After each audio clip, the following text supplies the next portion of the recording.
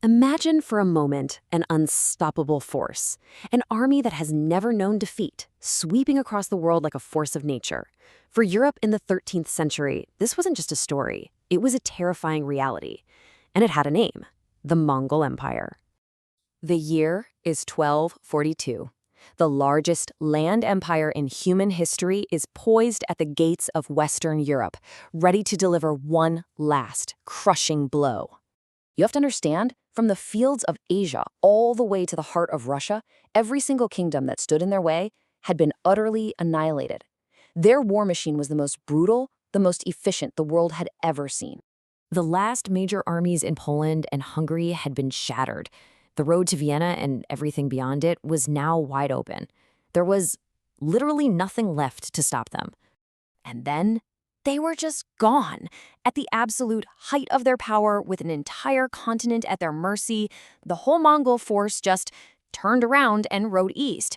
Why? That question is one of the greatest mysteries in all of history.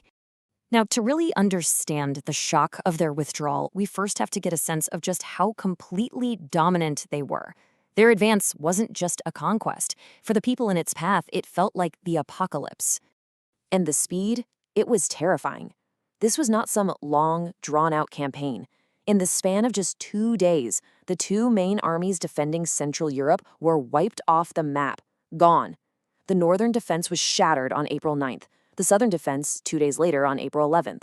It was a blitzkrieg centuries before anyone had even thought of the word.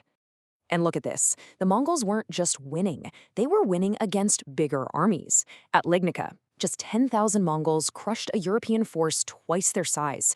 At Mohi, 70,000 took on and destroyed an 80,000-strong Hungarian army. It was brutally clear that Europe's entire way of war was completely and totally outmatched. So with Europe's defenses completely broken, what came next was, well, nothing. It's maybe the biggest anticlimax in all of military history. In the spring of 1242, right when the good weather for campaigning was starting, the Mongol commanders just packed up. They gathered their forces and began the long ride back east, leaving behind a stunned, terrified, and unbelievably lucky continent. I mean, that's the real question, isn't it? What could possibly stop an army like that? It wasn't a military defeat. No one beat them. So what was it? Well, the answer isn't just one thing. It's this fascinating mix of politics, tradition, and nature itself. All right, let's start with the official story, the reason that was given at the time. It all began with a single message, carried on horseback across thousands of miles. Way back in December of 1241, Ögedei Khan, the son of the legendary Genghis and the ruler of the entire Mongol Empire, had died. Now, news traveled slowly back then, but when it finally reached the front lines in Europe, it changed absolutely everything. You see, according to Mongol law, the death of a great Khan triggered something called a Kurultai. Think of it as a massive council where all the princes from the royal bloodline had to gather back in the capital to elect the next leader. The commander in Europe, Batu Khan, was a grandson of Genghis. He was required by law to go, so the invasion stopped. Case closed, right?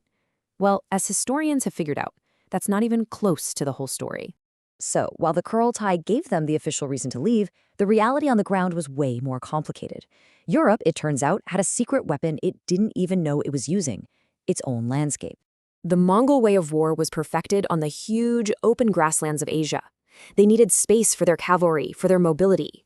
Central Europe was the exact opposite of that. It was a nightmare of dense forests, wide rivers, and these strong stone castles that forced them into long, costly sieges. But even more important was the land itself. The areas they had already conquered were stripped bare. There just wasn't enough grass to feed their immense herds of horses, the very engine of their army, and not enough food to keep the soldiers supplied. But the final piece of this puzzle, and maybe the most important one, wasn't about the terrain or the supplies. No, this came down to raw personal ambition. Say, Batu Khan was a smart guy. He knew he probably wasn't going to be elected the next great Khan.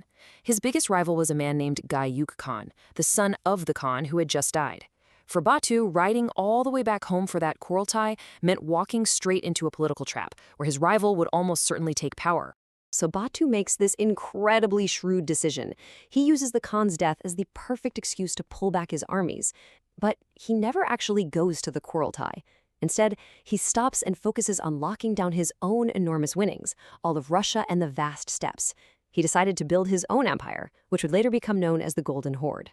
Think about it. Pushing further into a difficult, forested, and frankly unprofitable Europe was a huge risk. But securing a massive, rich territory that he could rule himself, that was a sure thing. Batu's personal ambition, the creation of his own kingdom, simply became more important than conquering Europe. So in the end, no European army actually defeated the Mongols.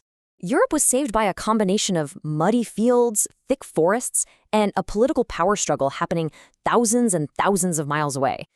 It was really a perfect storm of bad logistics and internal politics that saved an entire continent. It really makes you wonder, doesn't it?